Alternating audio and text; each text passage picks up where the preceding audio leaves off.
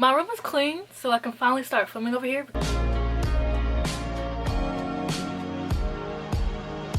Because my room was so messy, I couldn't even get over here. But I had to clean it because I got a new bookshelf.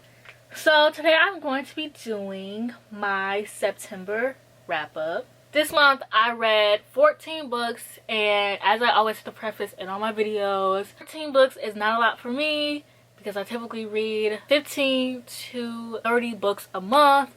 So when I say it's not a lot, I mean for me, not for everyone else. I understand that not everyone else reads a lot. I understand that not everyone else has the time to read, and that they, whatever. I am just always reading when I'm at work, when I have free time.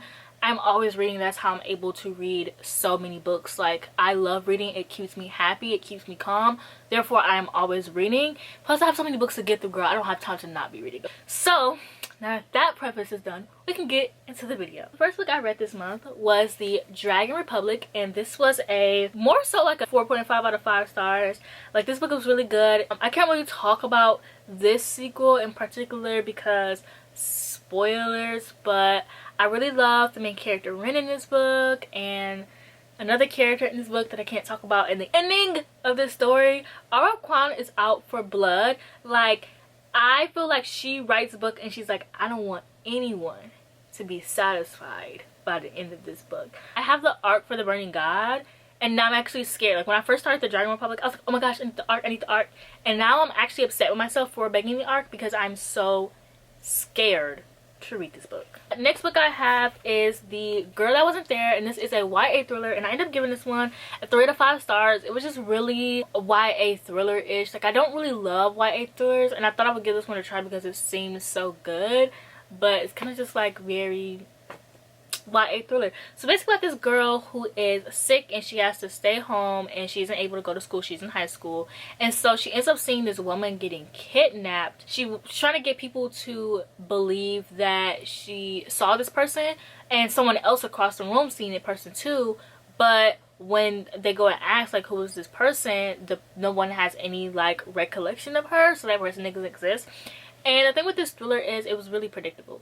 Like, I ended up guessing the plot twist when I first went into it. It's just like, it was just very like high school. Like, it had high school problems, and I don't read contemporary because I don't care for high school problems. I'm not in high school anymore, and the only contemporaries I do read are the ones I read when I was in high school and remind me of when I was in high school. So I don't typically read contemporary romance in general. I'll read like hard-hitting contemporaries or something like that, like Elizabeth Acevedo kind of contemporary. Like, I don't read contemporary because I don't care about teenagers in high school. I'm not in high school anymore. I haven't been in high school for a very long time, and the more I think about it, the more I'm like, it's just like, it doesn't appeal to me. So reading a thriller where she's in high school but she doesn't go to high school, so it makes her problems even worse because then her friend has to come tell her the tea, and like, it's just like high school. Me in a high school doesn't work well, and I really wish somebody would do like a high school thriller like Scream. Yes, there's someone inside your house that did attempt that, but it wasn't executed very well to me. So I want like a really good like Scream inspired thriller. One of the girls is gonna get my end of that.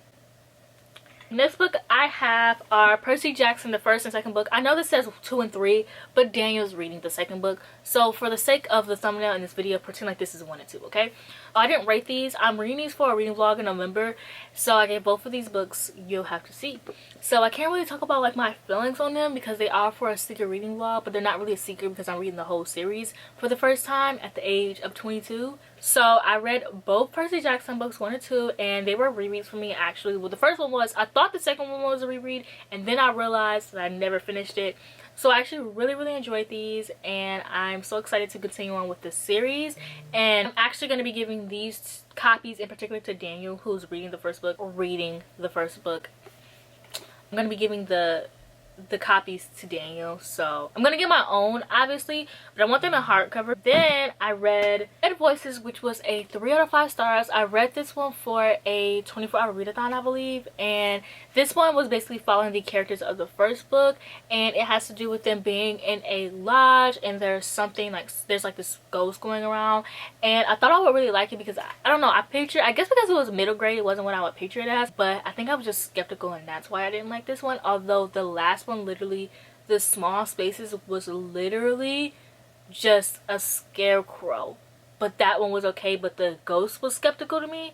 I don't know what's wrong with me, but it was 3 out of 5 stars. So the next book I have is The Last Final Girl, and this one is basically about this girl who goes to this school who are all final girls, and then I gave this one 3 out of 5 stars as well. So this one's about this girl who goes to the school. I think they just all happen to have like their final girl moment, and then they end up in this cabin, and then it is them just like trying to see who's going to be the last final girl. And I actually really like the way that it's written, because it's written like in a script but not in a script. So literally it says aerial view, a suburban teen in Texas, and then I'm not going to read all that. And then it goes zoom in, homecoming princess Lindsay. Like literally, like it's written like a script, and I thought that was really fun, and it made it a lot easier to read. And I actually do enjoy the way that this was written. And the serial killer is someone in a Michael Jackson mask, and once again, skeptical. It's not even me being skeptical, it's me being picky. Okay, my favorite killer mask, Ghostface. I love Ghostface, that's my man's. The devil thingy from Scream Queens, Michael Myers. Jason, my least favorite horror movie mask, Happy Death Day. This book, freaking Billie Jean from Michael Jackson.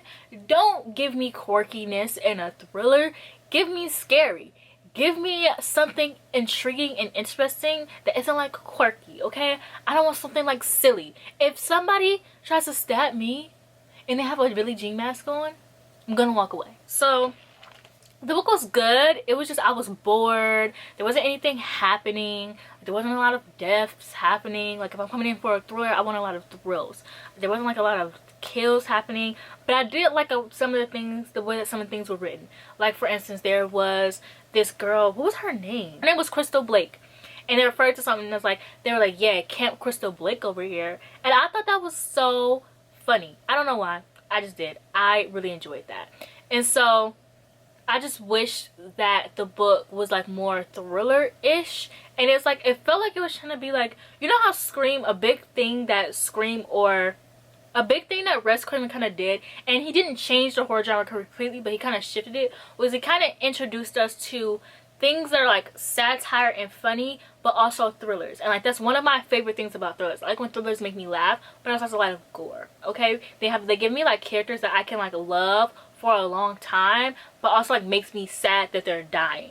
So that's one thing that like Scream gave me, and I think that this book was trying to do it as well. But it's very like, I don't know, when men write teenagers, you can just tell. So the next book I read was The Princess and the Pawn, and this was the prequel to The Raven and the Dove, and I gave this one 3 out of 5 stars. It was really good actually. It was just really short. And so I really liked it because I can tell that I'm gonna like The Raven and Dove. Like I feel like it's gonna be like a really good, sweet read. Like it set the world up right. The relationship in the books were already done well. Like the relationship between the main character and her sibling, but also the main character and her parents, and the parents and their kids. Like it was just a great relationship. But also the relationship between the main male character and his siblings. And this book is basically about the girl, and she's set to marry off, and so it's just her getting ready to marry off, and her parents telling us how they married off, and it was just really sweet, and it was just black happiness, black excellence, and we love to see it.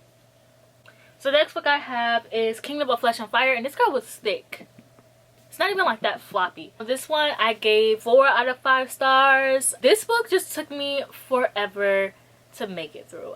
I don't know why, but I just couldn't, like it took me literally like, okay, it only took me 3 days, but for me that's a lot. Like if I don't finish a book within like the first, like within 24 hours of me reading it, I'm gonna lose interest. And I think that's what it was, because I sped through From Blood and Ash, but also the beginning of this book is really slow, and then it picks up. But like, by the time I picked up, I was just like, I'm over it. And that's why I don't like long books, because I feel like with long books, like it's some parts they have to be slow, like they have to be, and it can't always be fast paced, and so I just get bored. And once I'm bored, it's really hard for me to get unboard. But I mean, I still like the story, and I'm gonna be reading the last one because I love the characters and I love the romance. It's like so good. The next book I have is Crave, and I actually read this for a vlog, and this was me.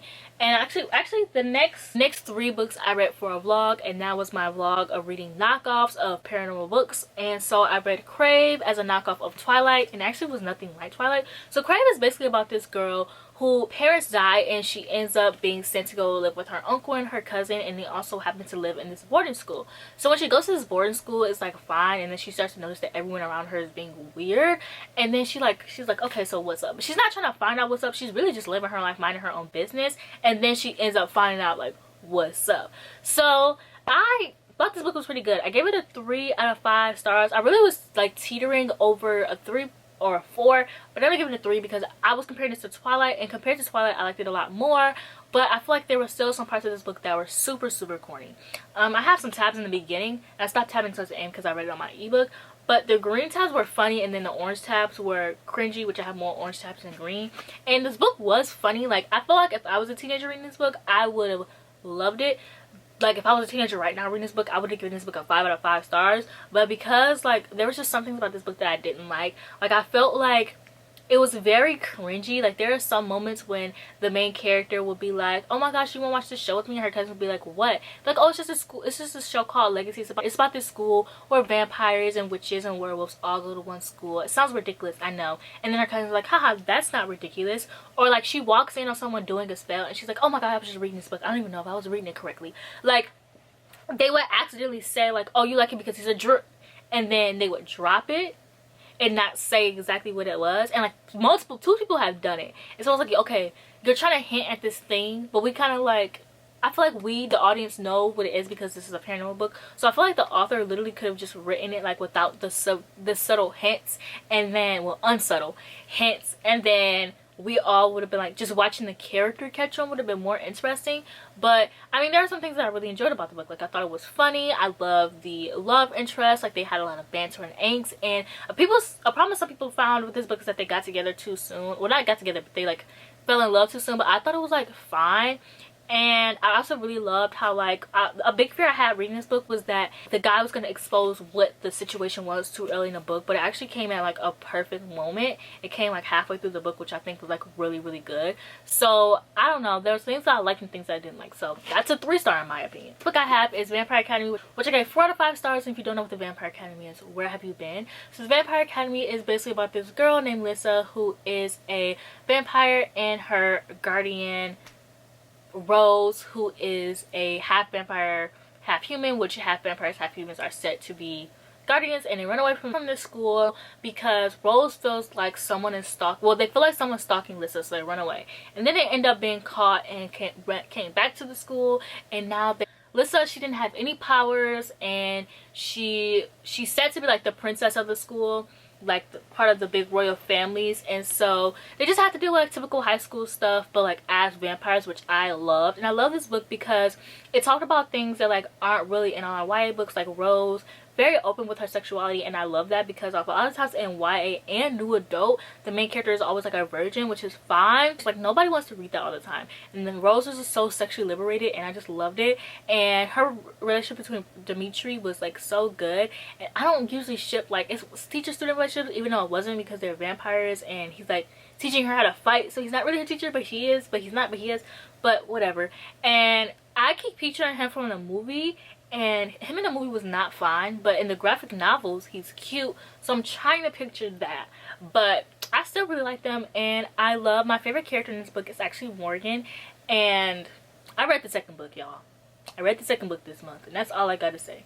So the last book of the paranormal vlog I read was Half-Blood, and this was the one that was a knockoff of Vampire Academy, and this one was exactly a knockoff of Vampire Academy. Okay, like literally it's about this girl who runs away. Her mom and her run away because her mom feels it's a threat. So then her mom ends up being killed, and she's being brought back to the school where she is a half human, half god. So half human, half gods are set to protect the full gods, and so she has to train the entire summer. And what does that sound like? The Vampire Academy. So I gave this book 2 out of 5 stars because it read exactly like that, and not even in a good way. And this is Jennifer L. Armentrout here. Okay, I love me some Jennifer L. Armentrout. I didn't even like the romance in this book, and that says a lot because I love me some Jennifer L. Armentrout recently. And so I just could not, like, I feel like Miss Jennifer L. Armentrout needs to be sued for this book because this was a carbon copy of Vampire Academy.